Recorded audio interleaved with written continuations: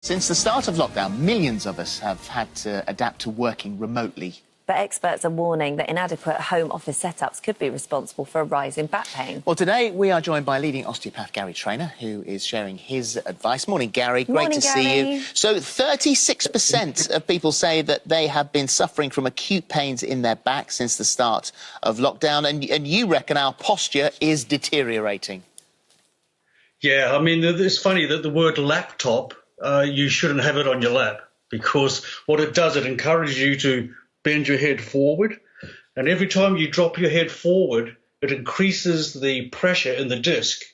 So if the head weighs 12 pounds, if you just drop it forward by about 15 degrees, it then goes up to about 40 pounds. If you drop it forward to 60 degrees, the pressure is 60 pounds instead of 12.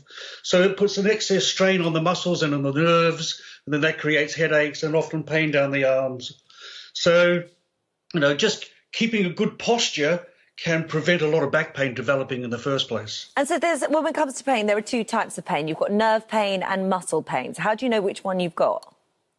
It's fantastic, because nerve pain and muscle pain are virtually opposite. A muscular pain is worse in the morning, it doesn't like rest, and as the day progresses, it eases off. Whereas a nerve pain, it loves rest. It's best first thing in the morning, but the more you use it, the worse it gets. And also, nerve pain has the quality of sharp, burning, pins and needles, numbness, referring pain, whereas muscular pain stays pretty local to where the pain is. So this has now got a name. It's laptop syndrome. How do you avoid laptop syndrome? I think it's important in office blocks, they do an ergonomic evaluation. So making sure that the screen is at eye level, that the arms are rested on the table in front of you, sometimes a mouse pad that supports the wrist. So it's just about having everything straight and at the right height. As soon as you're twisting or looking down or looking up, you're putting adverse pressure on the structures of your neck. And, there's 7 vertebrae in the neck, but there's 20 sets of muscles in the neck that just produce 6 movements. So you've got the forward movement, you've got the backward movement, you've got a side and into the other, and then you've got rotation to one side and then to the other.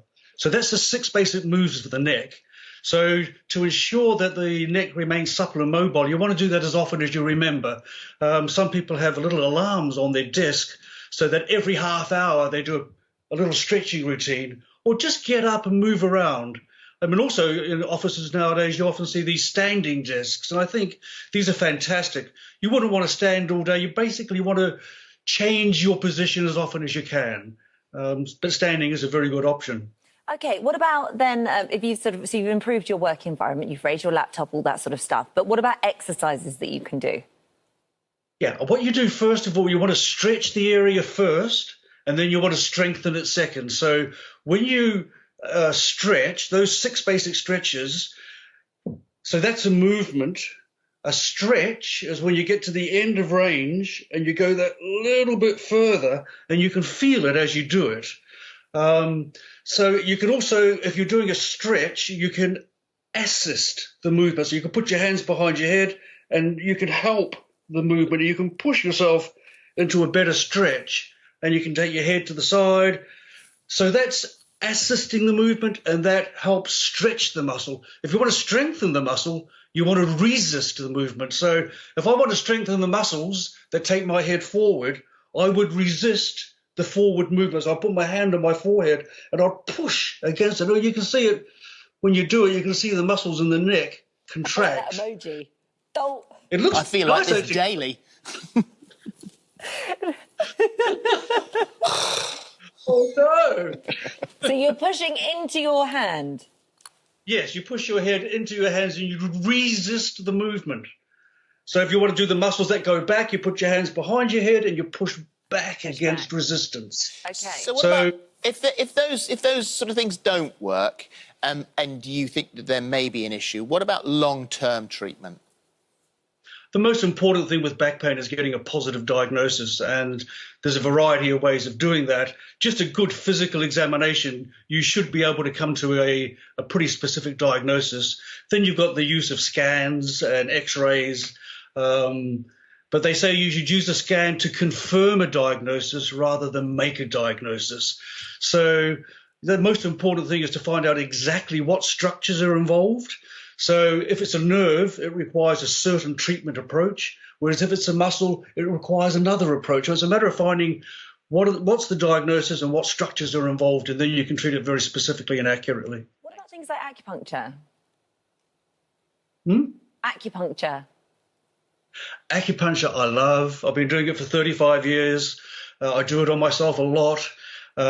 Essentially, if you ever knock yourself, the first thing you do, automatic, without even thinking about it, is, you start rubbing it. Now, if you refine that, you're probably trying to find out where it hurts the most. And probably the individual who you're treating is probably the best person. And sometimes they say when you first start practice, ask your patient to tell you or to put their finger where it hurts the most. So when I do an examination, that's what I'm trying to do. I'm trying to identify what are the areas of involvement. And there's acupuncture goes back about 5,000 years, and the earliest recorded text basically said, when you find a tender spot, stick a needle in it. And then once the needle's in there, it draws blood to the area, that relaxes the muscle and eases the pain. But they've also found that it releases these neurochemicals.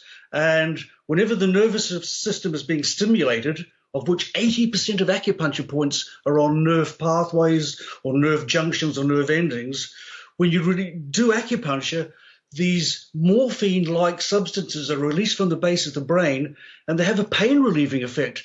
And it's incredible how it works. I mean, I don't believe in acupuncture. I know it works. And it's lovely giving people their first experience of it because, actions speak louder than words. You don't have to say anything. You just got to do the treatment, and it should do all the talking for you, hopefully. Yeah. Thanks, Garry. Thank you very much. Good to talk to you today. Thanks very much.